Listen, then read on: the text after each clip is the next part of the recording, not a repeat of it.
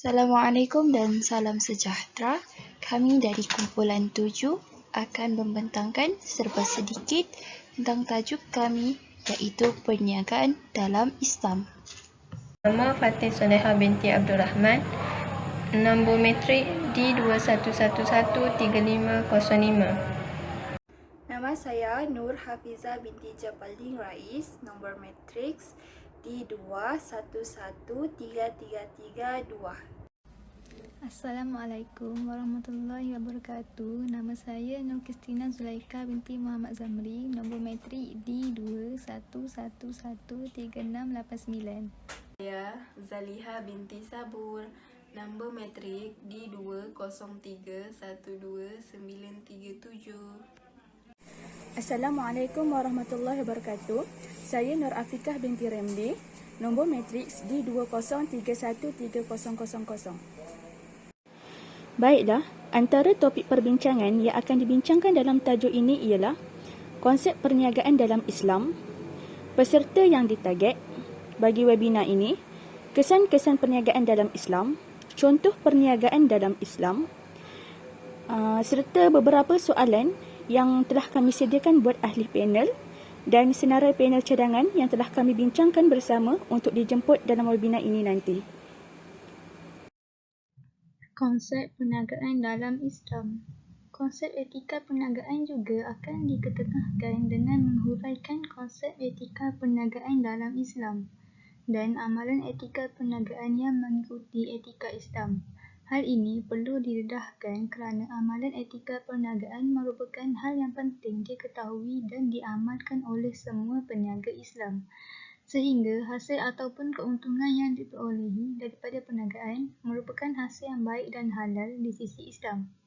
Seterusnya, pengertian etika ialah etika sebagai undang-undang dalam suatu kumpulan masyarakat akan dapat membimbing dan mengingatkan anggotanya kepada suatu tindakan yang terpuji iaitu good conduct yang harus selalu dipatuhi dan dilaksanakan. Etika sebagai kajian tentang moral dalam kehidupan manusia mempunyai tugas utama untuk membina kesedaran moral dan bukan sekadar memberikan ajaran-ajaran moral. Dengan demikian, etika dapat melahirkan pemahaman baru dari kesedaran yang baru pula. Seterusnya iaitu dalam hubungannya antara etika dan dunia perniagaan, Robi 1 Chandra memberikan ciri-ciri atau prinsip etika seperti berikut. Yang pertama, berurusan dengan hal-hal yang mempunyai kesan yang serius untuk kebaikan kesejahteraan manusia.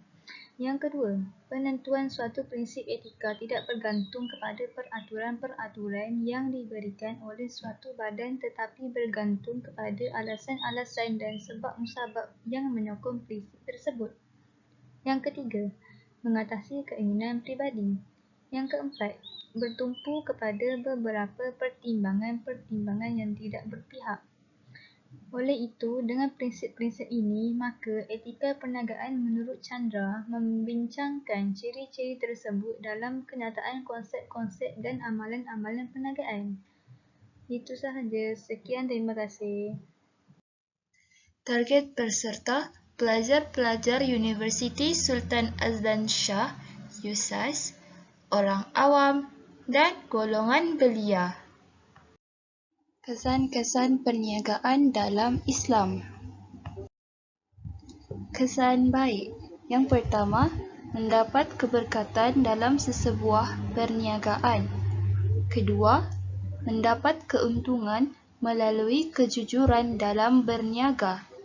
Ketiga, hasil perniagaan yang halal. Keempat, disukai ramai pembeli kerana sifatnya yang jujur dan amanah dalam melakukan perniagaan. Kesan buruk. Yang pertama, hilang keberkatan dalam sesebuah perniagaan.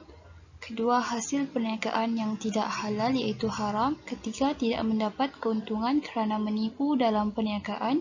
Keempat, tidak disukai ramai pembeli kerana tidak jujur dan amanah dalam melakukan sesuatu perniagaan.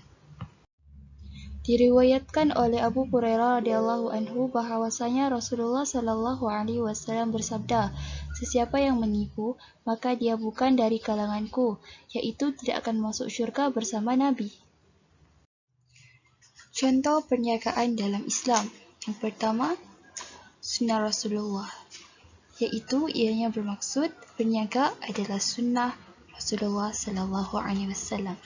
Kedua, berniat kerana Allah Ta'ala. Ketiga, benda yang diniagakan adalah halal, bukan daripada sumber haram seperti arak dan sebagainya. Seterusnya, berkata jujur dalam berniaga, yaitu jujur dari segi timbangan ketika berniaga ataupun jujur dari segi harga. Seterusnya, tidak tamak atau lebih dikenali sebagai mengambil untung yang banyak, itu riba. Seterusnya, sentiasa yakin dengan rezeki Allah Subhanahu wa taala. Seterusnya, sentiasa senyum ketika melakukan perniagaan.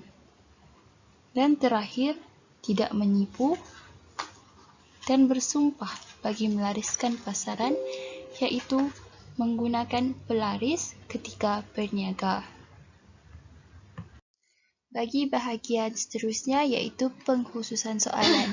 Antara soalan-soalannya ialah apakah yang dimaksudkan dengan etika perniagaan dalam Islam.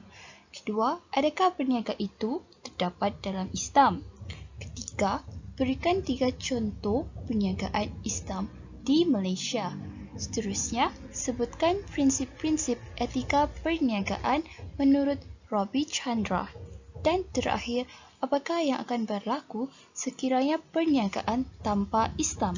Berikan pendapat anda. Panel cadangan, pensyarah Sharifah Nurul Huda binti Abdul Latif dari Jabatan Syariah USAS. Yang kedua, pensyarah Fahmi bin Ghazali dari Jabatan Syariah USAS.